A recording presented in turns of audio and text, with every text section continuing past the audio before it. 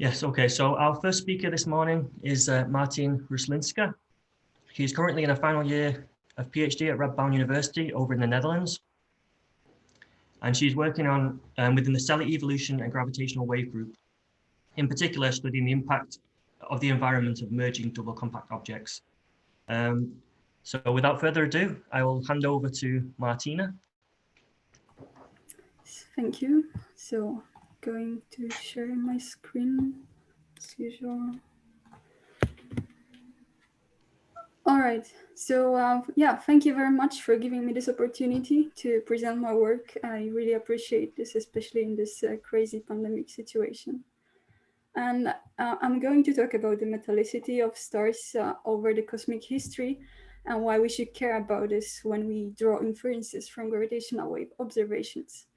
And it's about the right time to start thinking about drawing inferences from gravitational wave observations as, well, we are already detecting plenty of binary mergers.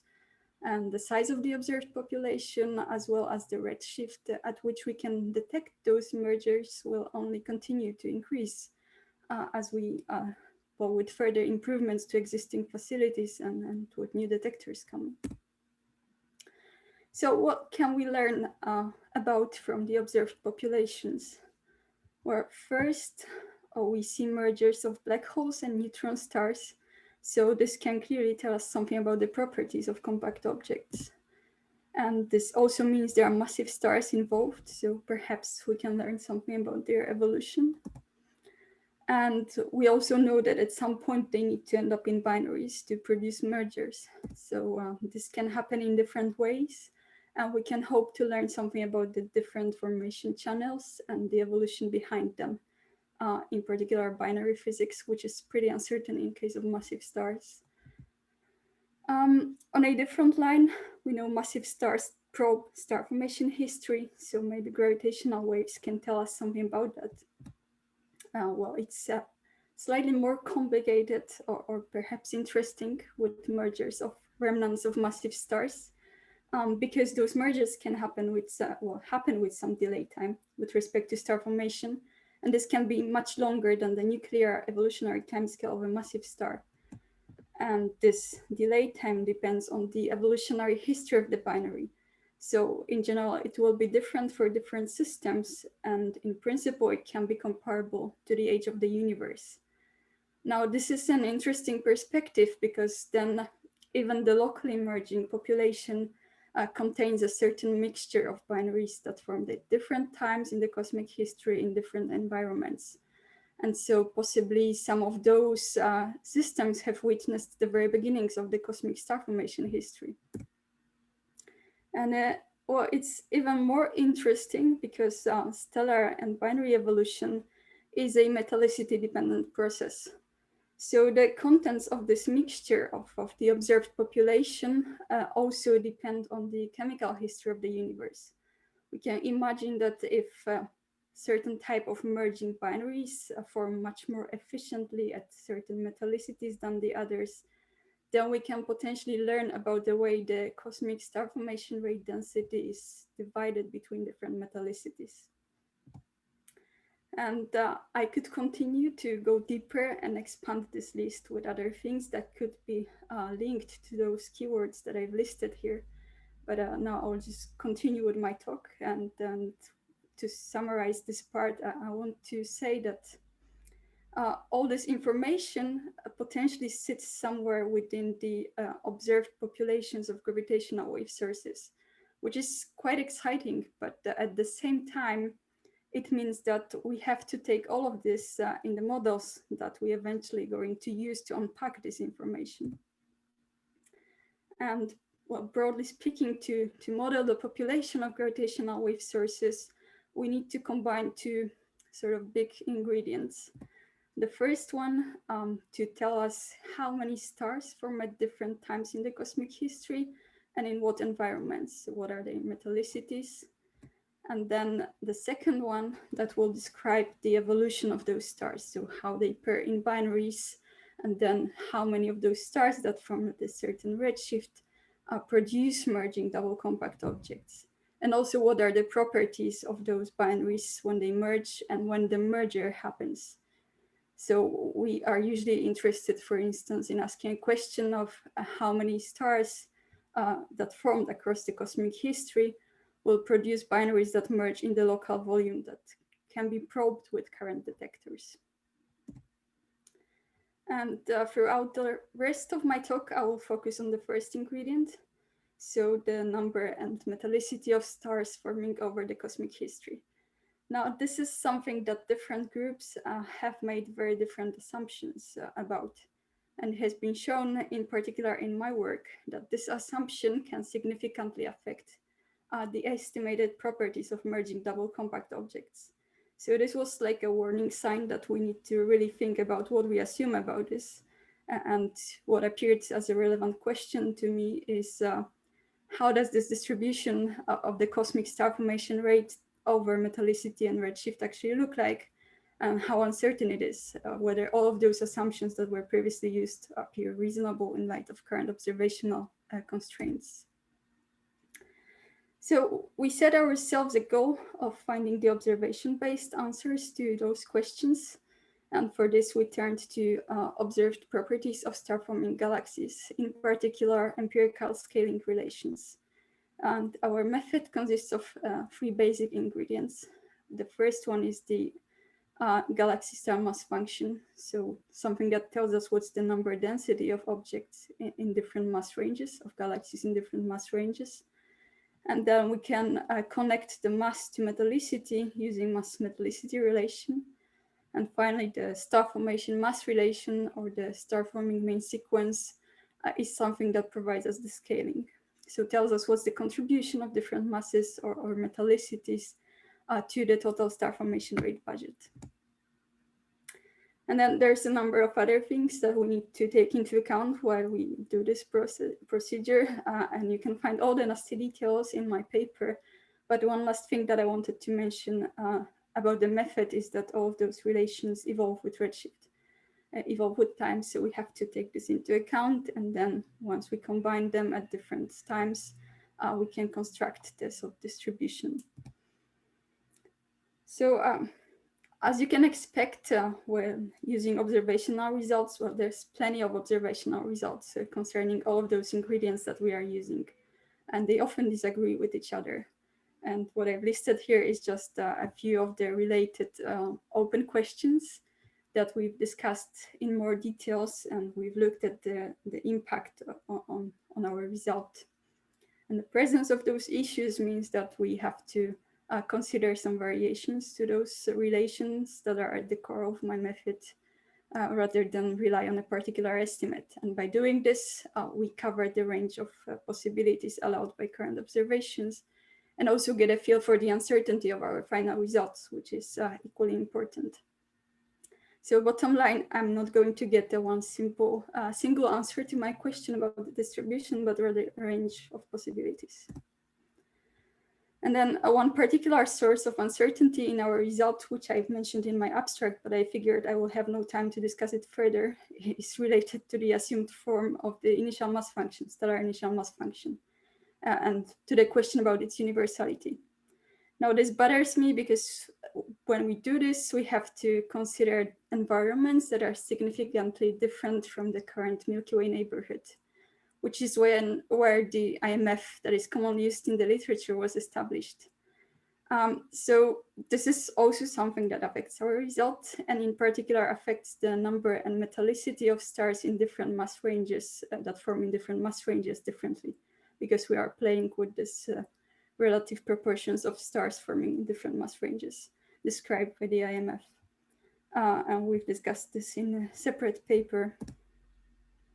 And now I'll be showing you our results obtained for the variations that lead to the highest fraction of mass formed in stars at low and high metallicity, which for my talk means below 10% and above solar, since redshift of 3. So I'm focusing on this part. And I will refer to those variations as high and low metallicity extreme, and they will be always plotted in orange and blue in my figures. So what you can see here is the cosmic star formation history obtained from my two extremes, as well with two other estimates. One is coming from the illustrious Cosmology simulations, or illustrious one, so this is the previous release, and also overplotted with the observational estimate from Model and Dickinson for the reference. And I've said, at least with my method, I'm focusing on redshifts smaller than 3, because above that, with my approach, I start to lose observational constraints, especially on the metallicity evolution with redshift. So there's certainly room for improvement still. And having said that, let's go back to my results. So what you can see here now is, well, you can still see the star formation history in the background with those faint lines. But what I'm showing now is the high metallicity cut of the star formation. So this is from my two extremes, and it's going to get more busy in the next slide, where I add lines representing high metallicity star formation obtained with some other methods that were previously used in the literature in the context of gravitational wave astrophysics. So you can see that especially one result, this red curve, stands out as producing much less star formation happening at high metallicity. That's what I find in my low metallicity extreme. And now we can have a look at the low metallicity cut of the cosmic star formation history. So this is how it looks from my two extremes, and also for the illustrious simulations with a bit lower metallicity cut. That's what was available in the literature. And this is how it compares with other methods. So you can see that the red curve again stands out, this time as producing much more low metallicity star formation. And some other estimates, especially this dark greenish and the brownish line, produce much less low metallicity star formation in the, well, local, not so local, at redshifts more than 3 that I'm focusing on, say. So bottom line, what I wanted to show by this is that you can see that the methods that have been used in the literature to calculate the properties of merging double compact objects to describe the metallicity, distribution, and number of stars forming at different redshifts differ a lot. And now let me show you an example of how does this choice of this assumption affect what we estimate as properties of merging binaries. So here I will use a model of binary evolution in which the formation efficiency of merging systems plummets at high metallicity. Okay, so this is the metallicity and this is formation efficiency. You can see the drop of about 2 orders of magnitude at a high metallicity. Now, this is just an example for the isolated formation channel resulting from how we describe the evolution of massive stars in binaries, but it's quite representative for what recent population synthesis studies were finding for the formation of merging double black holes. And I will keep the cosmic star formation rate figure here for the reference. And now start to calculate how the merger rate density of double compact object described by this metallicity dependence changes with redshift. So this is what you can see now in the upper panel. And this is where I combine all the pieces that I mentioned at the beginning of my talk. So the description of the formation, the description of the universe, and this combines in the properties of merging double compact objects. So this is calculated from my two extremes. And what I indicated here is what we call the local rate, so something that we can contrast with the LIGO gravitational wave limits. Now, and I just wanted to point out here that even though the star formation rate is higher in the orange universe, the local rate is actually lower in this case, simply because there is relatively little recent star formation rate happening at low metallicity in this case, and there is this strong dependence. Now you can also see that, for instance, the peak of the rate is shifted first with respect to the cosmic star formation history, and this is more prominent in this orange case, again, because of this metallicity dependence. And now I added 2 more lines, so it's got a bit busy. I'm still using the same description of binary evolution. I'm just using different pictures of the universe for the metallicity dependence of the star formation. I'm using examples from the literature, those that were somewhat different from what I found. So notice, for instance, the spread in the local rate. And now, if we were to take those lines at face value and compare with current gravitational wave limits, then three of those estimates would lead us to the conclusion that our evolutionary model is wrong, that we didn't describe the evolution of binaries correctly.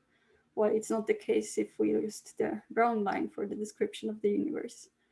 And then the whole estimate would, of course, change if I use a different description of binary evolution. So this is what's shown in this lower panel. So here in the upper panel is just what I was showing in the previous slide. And then in the bottom, I introduced some variations to this description of evolution, which resulted in a slightly different metallicity dependence. And now here it's for the same description of the metallicity of the star formation for my two extremes. So with little more effort, I could obtain any of those lines in more than one way. Okay, so combining different assumptions about the evolution of binaries, of stars, and the universe. Now, I don't want to go to details behind those different lines. This is just to emphasize the presence of degeneracies in our calculations, and to say that the properties of merging double compact objects, such as are probed by the observed gravitational wave observations, are entangled with the star formation history and chemical evolution of the universe.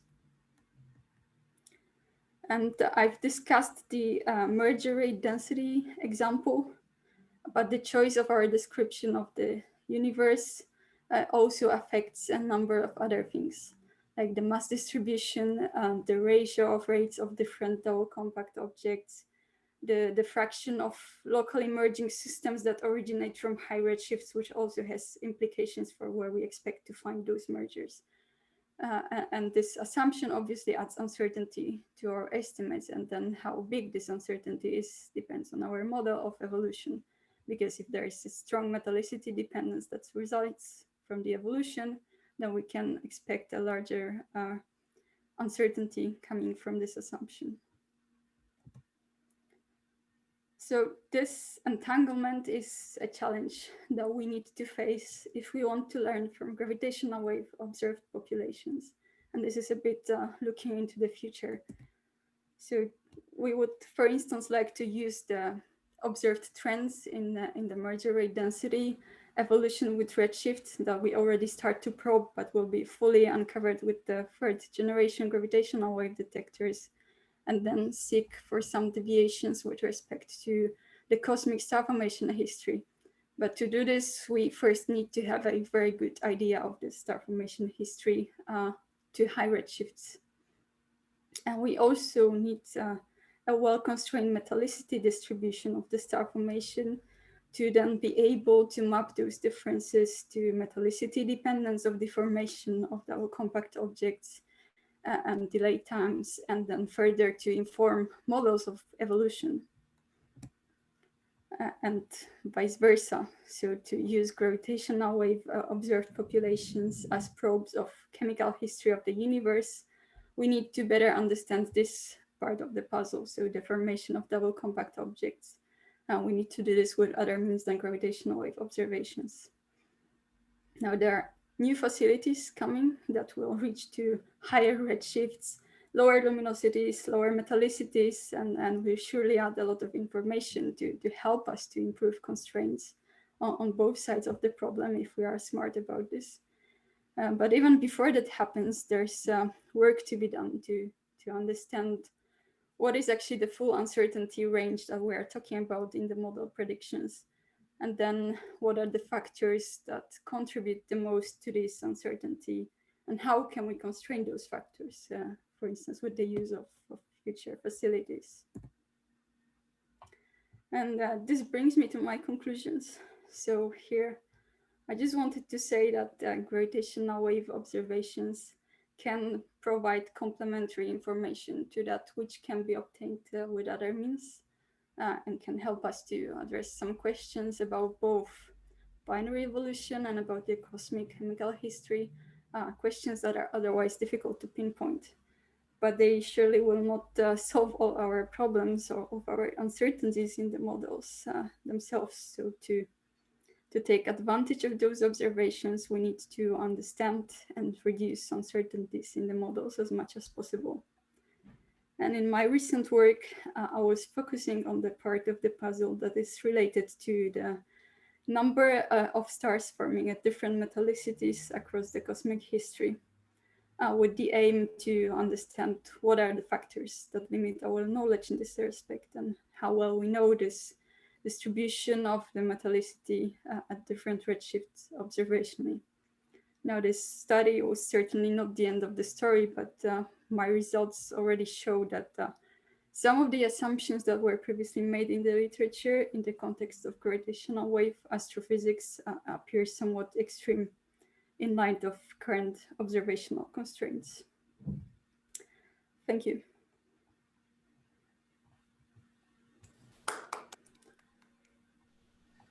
Thank you, Martina, for a very nice talk. So do we have any questions from anyone if they would like to either mention in the chat or perhaps use the raise hand feature? So I mentioned earlier, I'm not an expert in this. Just going back to one of the slides where you showed the star formation rate against the redshift. So the other models there, are they also like a low and high metallicity, or are they just a kind of average or a typical value? Yeah. You mean this kind of figure? And then the question is about my models or the models? No, so the reference sources, are they also low and high metallicity, or are they just more of a general a general model? Sorry, are you asking about the this figure where I calculate the rate, or just the star formation? Just the star formation, yeah. So these other models, these are the reference sources. Are they like high metallicity and low metallicity, or are they just a general metallicity?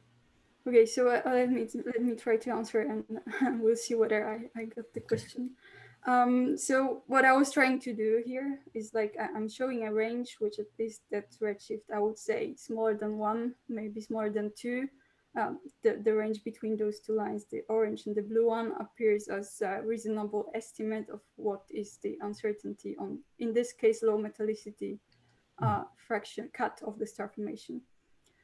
Based on the observed properties of star-forming galaxies. And then the other methods that they used various assumptions that were, we have like different methods in the same figure, right? We have cosmological simulations, and then we have, for instance, if we take this red curve, this was obtained by combining the star formation rate, star formation history taken from Maddow and Dickinson with the evolution of the baryonic metallicity across the cosmic time. So this is not the same as the metallicity at which the star formation happens, which is what we are after here. And this is certainly shifted towards lower metallicity than the metallicity at which the star formation happens. So this is like, you know, the method that gives you some sort of evolution of metallicity with time, but not exactly the metallicity at which the star formation happens. And we've shown that this falls actually outside the range that we find is probably the reasonable one. And then there are various other lines, which not sure if this is the right moment to discuss the methods in detail, but some of them were focusing, for instance, on long gamma ray bursts only. So they were aiming to estimate the low metallicity star formation, but did not care about the high metallicity fraction. But here we care about both. So there again, we see some differences. And this line here was obtained actually trying to sort of revert the problem. So this was this was assuming that we describe the evolution of binaries correctly, and then to match the gravitational wave observations with the model of how the universe looks like in terms of star formation history and metallicity distribution. which led to this, to me, a bit, say, strange results that there is no low metallicity star formation at redshifts smaller than 4.5 or something like this. Okay, thank you. Yeah, so we've got two questions as well. So we'll go to Martin Elvis. Yes, hi Martina. You've got several linked parameters and it's not obvious how the results depend on the various combinations of those parameters. Is it computationally too difficult to do a parameter space search and done hundreds of these models to see how they're linked? Well, yes, so it at some point it starts being computationally expensive, and it's not really very clear at the moment when can you say that you really covered the whole relevant parameter space. So this is something that I was also thinking when going to this, say, looking into the future, like there's really a lot of parameters in how you describe binary evolution, but maybe you can reduce this somehow if you just focus on those that affect the most what you predict is relevant for gravitational wave populations, and then try to vary just those. And of course, what I was trying to say here is that you need to vary those together with the assumptions of the metallicity dependence of the star formation history of the universe. So yes, at some point it's going to be very computationally expensive, but maybe we can be a bit smarter about this and try to select the interesting part of the parameter space that we are pretty sure covers the relevant range. And there's actually Floor Brookharden, who's working at on this problem, started doing great work covering the relevant parameter space for focusing on black hole and neutron star binaries here. So it's, yeah, people are going in this direction, certainly. Okay, so very quickly, maybe just a quick question from Anna next. Yeah, I guess it's kind of similar to what Martin was asking. So for the binarity, you have to make assumptions about how the binaries form, like if they form when the massive stars are formed, or due to like capture and all that. So due to stellar dynamics. Is that like a free parameter? Like how do you guys assume what is responsible for the binarity in these systems? Yes, a good question. So this is again something that I think the field is now shifting towards putting those things together, but so far it was more like people working separately on the isolated evolution and on the dynamical formation channels, and to make predictions for how we expect the population of gravitational wave sources to look like. We really need to combine those predictions. Yeah. And there are many free parameters involved in different formation channels as well. So this certainly adds to the degeneracies and to this difficulty of how are we going to disentangle. Yeah. So then do you just assume some binary fraction based on the star formation rate and so on? Yeah, and so what I was showing here was just based on assumption that I was not taking into account any contribution from other formation channels than the classical isolated binary evolution.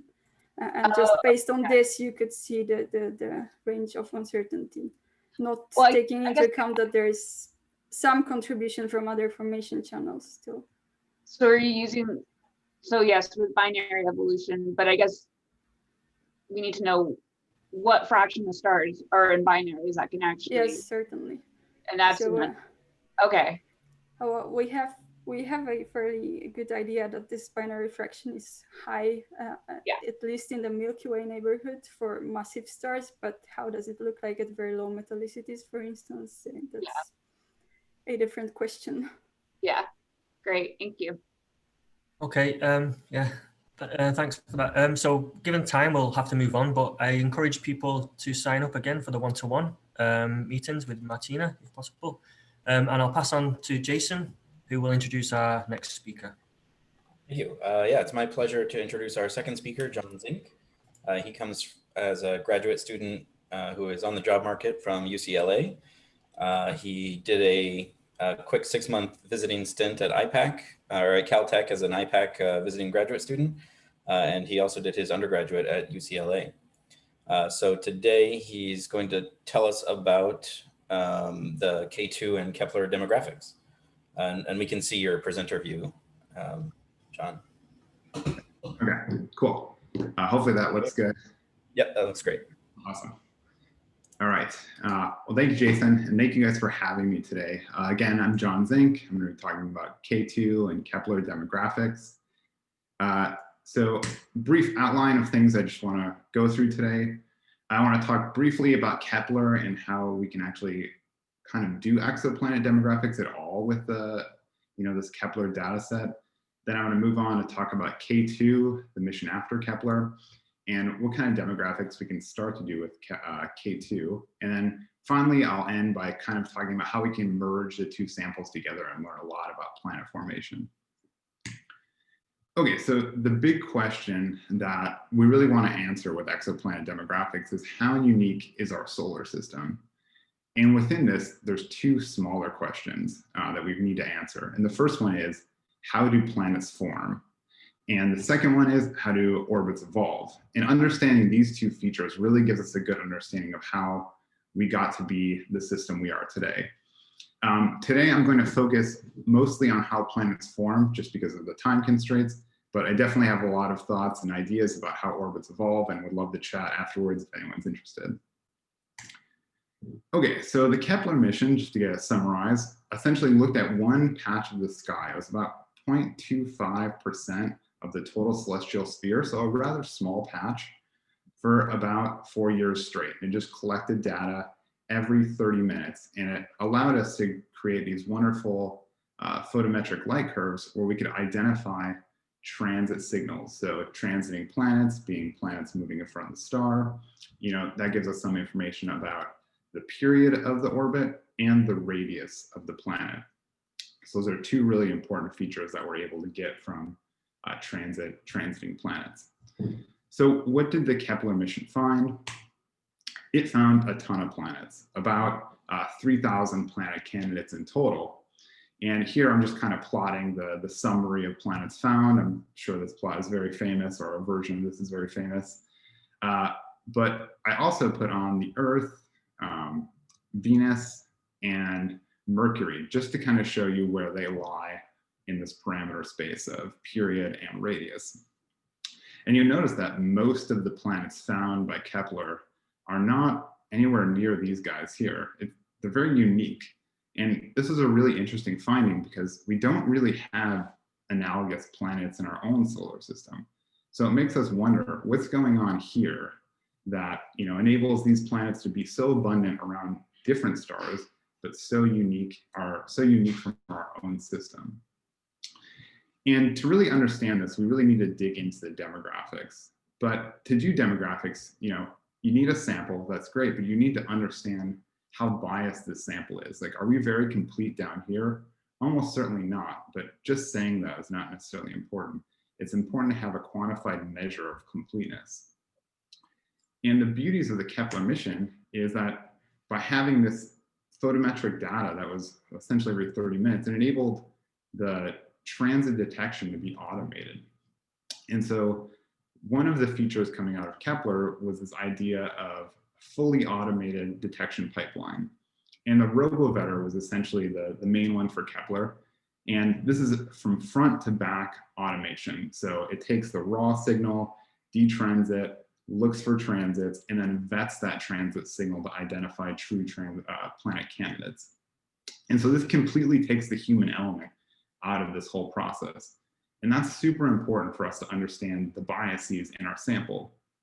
Because if we have a fully automated pipeline, what we can now do is run these injection recovery tests. And so what they did is they took all of the Kepler light curves, they artificially injected these transits into the light curves, and then re-ran them through the pipeline. And that enabled us to understand, what planets were we detecting, which ones were we not detecting, and really get a nice quantified measure of the sample completeness. So here, this plot on the left, I'm just kind of showing the results of that for Kepler. And you'll see here on the bottom, this is MES, multiple event statistics. It's essentially the signal to noise of the transit. as a function of the recovery of those injections. And you can see at very low signal to noise, you're not recovering hardly any of those planets. But as you get higher and higher in the signal to noise, you recover most of the signals. And that makes sense. But having this measurement is really, really essential because it allows us to then take the sample that we see and correct for this lack of completeness. So on the right here, I'm just showing how that correction works. So this is a distribution of the radius of the Kepler planets. And these gray bars indicate the raw counts. So this is the raw data that we actually found. And what the red bars indicate is the correction for completeness. So you can see that we actually are missing a lot of these smaller planets, and that makes sense, and we can correct for that and understand something about the underlying distribution. And that's really important for a lot of things. It informs us about formation, how unique our system is, and it also allows us to identify one of the hallmarks of the Kepler mission, which was understanding the probability of an Earth analog, because we can take all this data and extrapolate it into the parameter space that we think is habitable. But you'll see on this graph here that these values kind of differ significantly.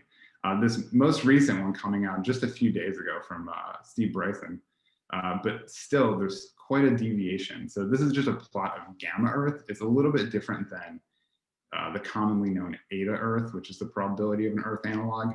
This is more of a density measurement. And the reason a lot of people like to talk about this value is because it is independent of any assumptions about habitability. It's just saying, what's the rate at Earth radius and 365-day periods? What is the density rate there?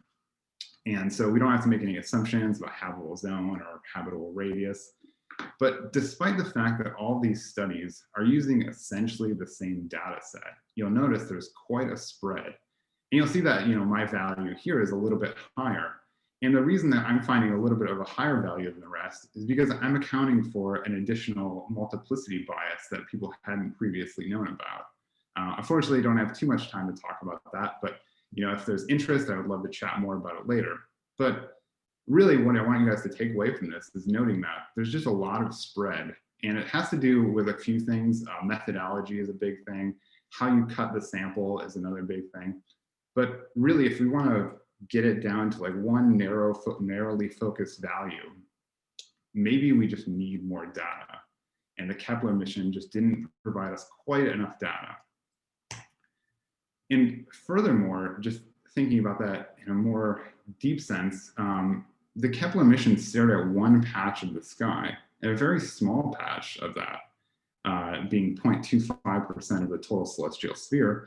And it may not be necessarily informing us about the entire local galaxy. It's just telling us about potentially one region. And if you look at the stellar sample, you'll notice the metallicity is very focused around 0, so very solar similarity. And you'll see that the stellar mass range is also rather focused around sun-like stars. So Kepler is really informative about sun-like stars, but it doesn't really give us a ton of information about the general stellar sample around us. And just to remind people how this works, so Kepler stared at one patch of the sky, and then one of the reaction wheels actually broke on the spacecraft, at which point gave birth to this K2 mission, where it actually started scanning different regions of the ecliptic. And you can see there was about 19 different regions that were stared at for about 75 days. So we don't get quite the data span that we had for Kepler, but we're provided with a lot more information about the local galaxy.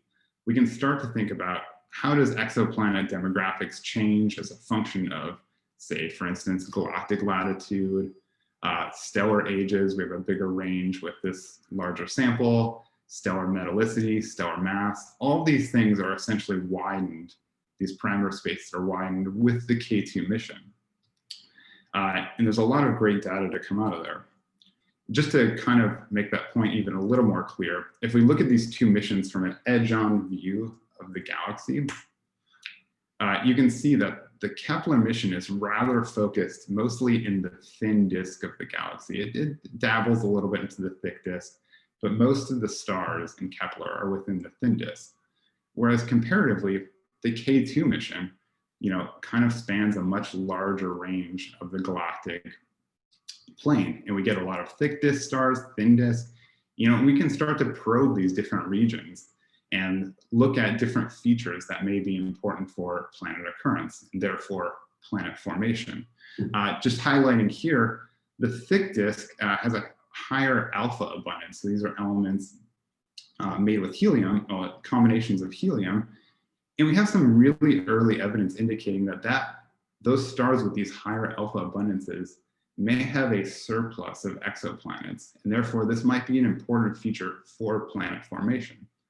But we really need to do more work on that, and hopefully the K2 mission is going to enable that. So we want to do demographics. We've done a ton of demographics with Kepler and found out tons of great information, but we want to do the same for K2. However, there's one big problem with K2 that makes this difficult. And that's the issue with systematic noise. So as I mentioned, the K2 mission is kind of the phoenix that rose from Kepler. But because it had this instrumentation fail, or the reaction wheel failed, what happens is that it needs to be readjusted every 6 hours. So there's a pointing issue that has to be accounted for. And when the telescope actually makes these readjustments, it creates these artificial dips in many of the light curves. And so you can see here on the left, this is just showing you a light curve. You might, your algorithm might pick this out as what looks like a transit, but this is clearly just a systematic and it's not a true signal.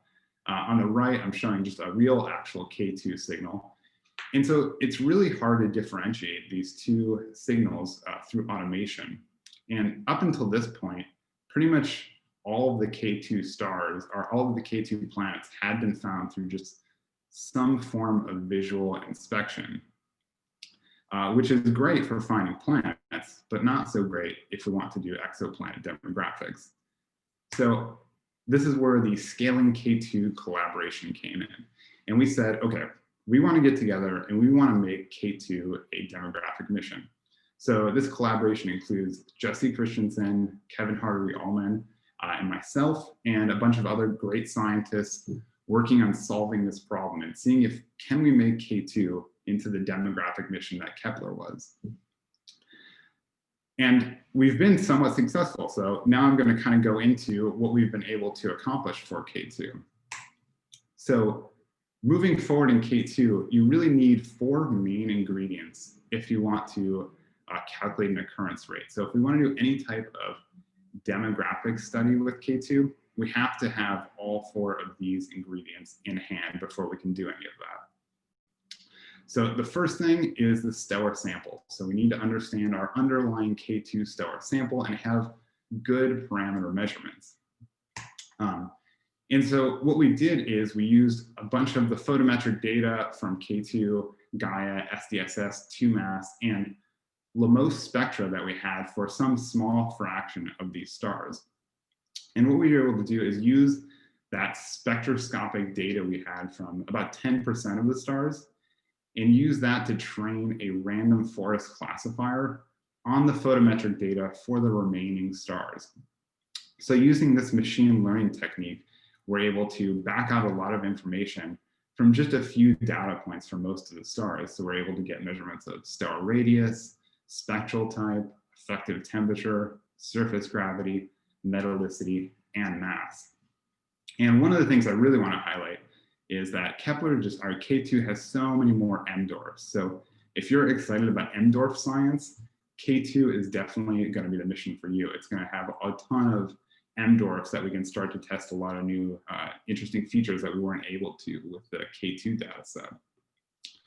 So we were able to achieve this goal. We have our uniform set of stellar parameters, and we kind of got a cool result out of that just by improving the stellar sample, or the stellar parameters.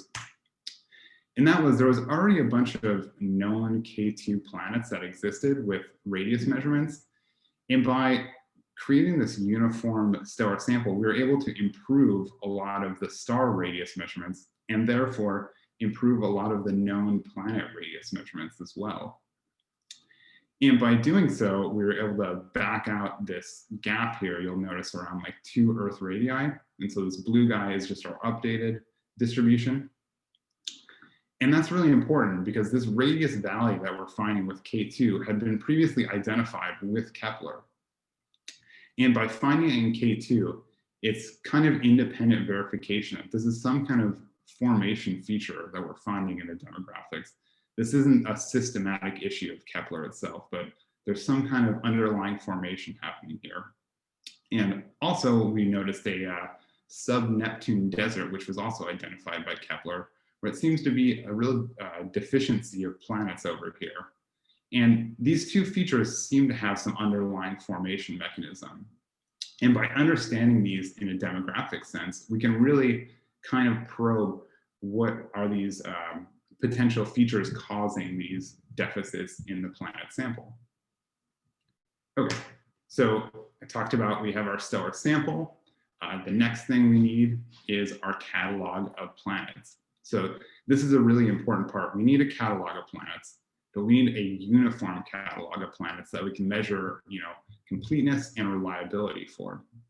So as I had said previously, all previous K2 planets had been identified through some form of visual inspection. So we needed to create an automated pipeline. And this is some work that I spent a lot of time on, is creating this automated pipeline for K2 detections. And so, we're using a lot of the built software such as Everest, Terra, and then really our new add-on to this pipeline is this thing called EddieVetter. So if you're a Pearl Jam fan, that makes sense. If not, don't worry about it.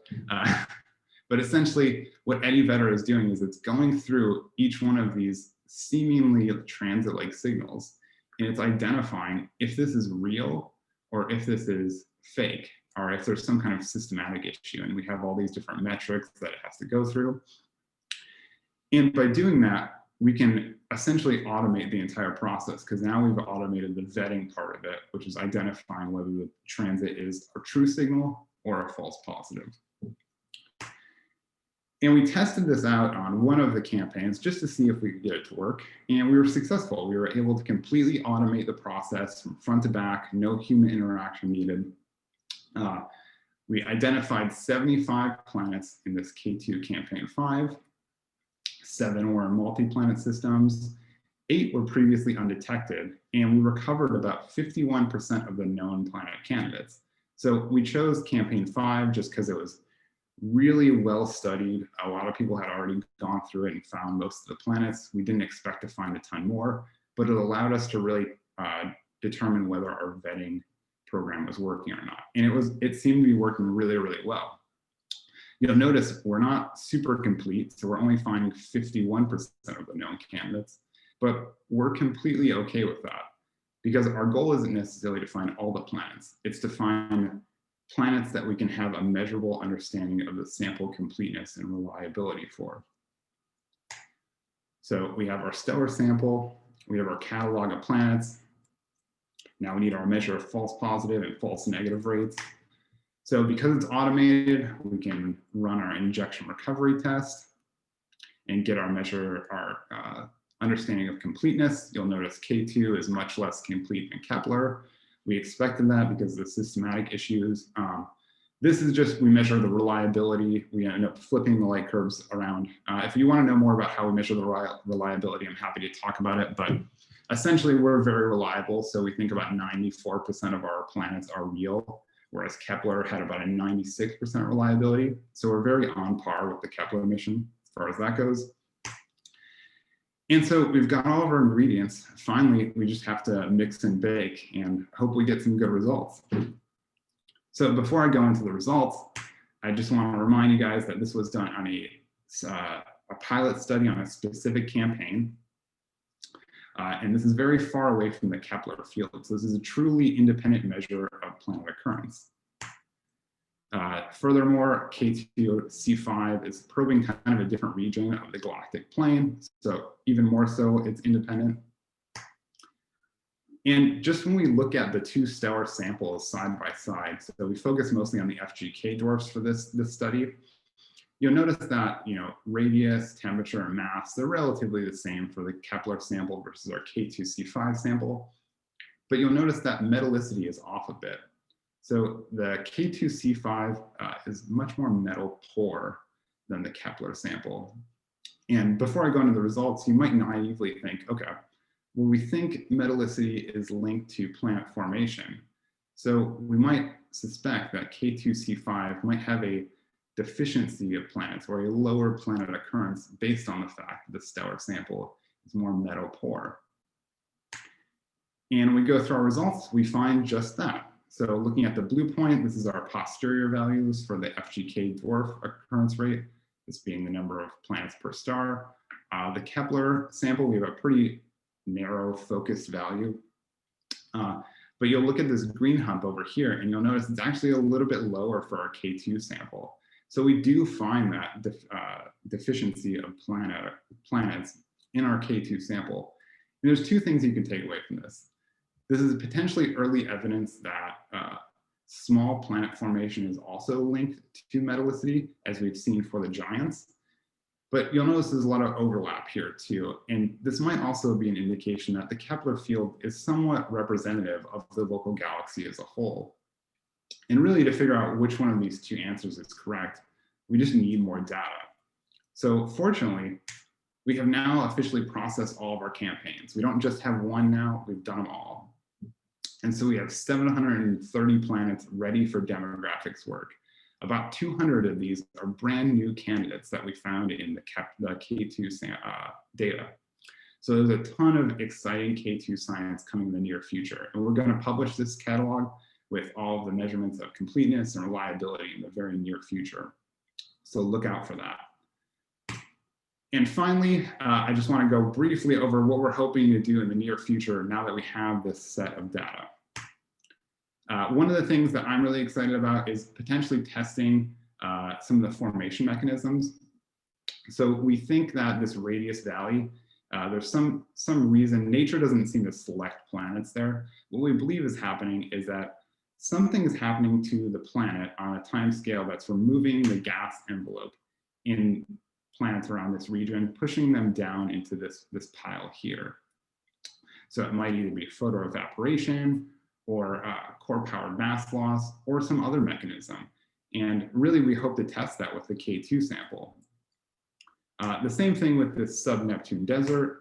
There's something that's essentially removing the envelope of these planets, leaving behind some rocky cores. And really, having K2 is going to be really helpful in testing these mechanisms because there's an expectation. If photoevaporation is really causing these two things to happen, at smaller masses, what we expect is a larger fraction of the photons will be photoionizing. And so as you go down in stellar mass, you should move these two edges to the right of this plot. Now remember, Kepler was really focused on solar-like stars, but K2 enabled us to look at a wider range of stars. So we can hopefully now test those two hypotheses and see if they actually hold up.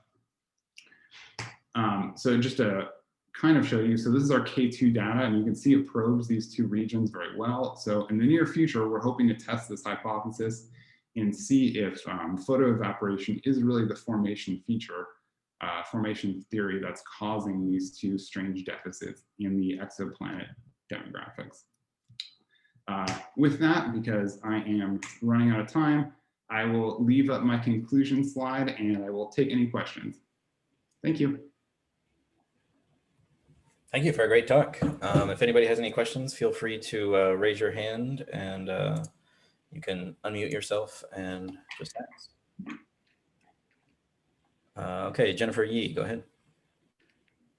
So earlier you were showing the your comparison of the frequency of gamma Earth Yep.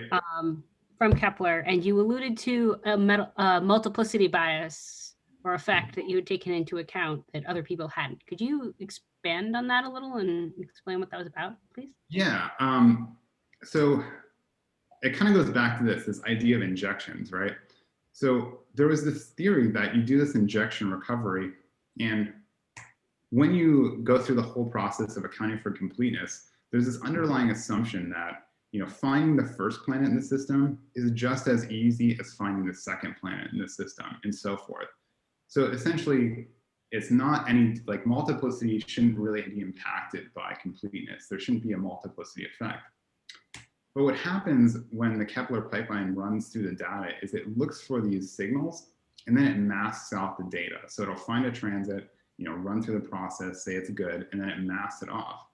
And so when it does this masking, it actually removes some of the data when it goes through to look for the next planet. So one of the biases that I went through and found was that it's actually harder for the second and third planet to be found in the sample when you go through. So by accounting for that bias, I was able to actually increase the multiplicity, the expected multiplicity for these Kepler systems. Thus, you know, it has a bunch of trickling down effects. One of them being that, you know, there's more planets per star, therefore the probability of finding a habitable planet is a little bit higher. That's really interesting. Thank you. Yeah. Great. Ryan, do you want to unmute yourself and ask? Yes. Hi, John. Great stuff. I'm really excited to see that new K2 results. But I want to grab the sort of low-hanging fruit of something that I am actually interested in, and that is your reliability calculations. You sort of alluded to it a little bit, but can you sort of elaborate on it in a little bit of time? Yeah, it's a great question. Hold on, let me just pull up that slide. Yeah, so the way we measure reliability is a little tricky. So you want to understand what is your false positive rate. And so what we do is we take the light curves and then you invert them. So you flip them upside down. So you have, you know, some data, most of it is just noise, but you have some data that actually has transit. So you want to make sure you remove that transit data, but you want to hang on to all the systematic issues. So when you flip over the light curves, you're assuming that the systematics are essentially symmetric upon that inversion. And then you run it through the pipeline again, and you hope that you don't find anything with these, you know, inverted signals. We do find stuff, right? It's not perfect. We're not getting, you know, our reliability is not 100%. So some stuff is actually still tripping up our vetting process, but it's a very, very small fraction of it. But yeah, one of the big things to take away from that is there's this assumption of symmetry upon inversion, which we find to be relatively accurate for K2, but not perfect. So definitely something to keep in mind. So when you say relatively accurate, are you comparing your reliability to what you get, say, if you do like a full follow-up campaign of observations to vet individual planet candidates? No, so one of the ways you can check to see how symmetric it is you look at the TCEs, or the transits that were detected, not vetted, but just detected, pre-inversion and post-inversion. And those two distributions should look roughly the same if the symmetry holds upon inversion. So I can tell you it does line up pretty well, but it's not perfect. And there's definitely a little bit of work to be done there. Okay. Great, thank you. Thanks. Let's do one more quick question from Dave. Well, I'm not sure it's quick. The Kepler input catalog was based on medium band photometry primarily, and the initial occurrence rates that were coming out for Kepler used the stellar parameters from the KIC. Mm-hmm. But then BJ took advantage of the thousands of high quality spectra to improve the stellar parameters. So the question is, what's the prospects for doing the same thing for the K2 sample? Because if I understand it correctly, you're basically using machine learning informed photometric stellar parameters, and you might be able to play the same trick if all you could do is get, let's see, how many stellar spectra you're going to need to improve everything?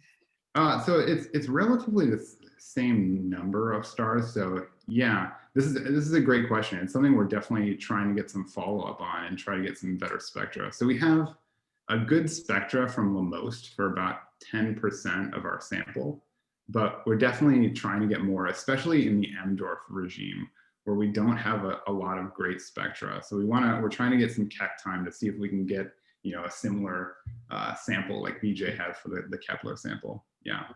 Metallicities for M dwarfs are an interesting challenge. Yeah. Great. I think we're out of time. So let's thank both of our speakers again. And if you want to talk to either of them more, you can see if there's still room on their schedule.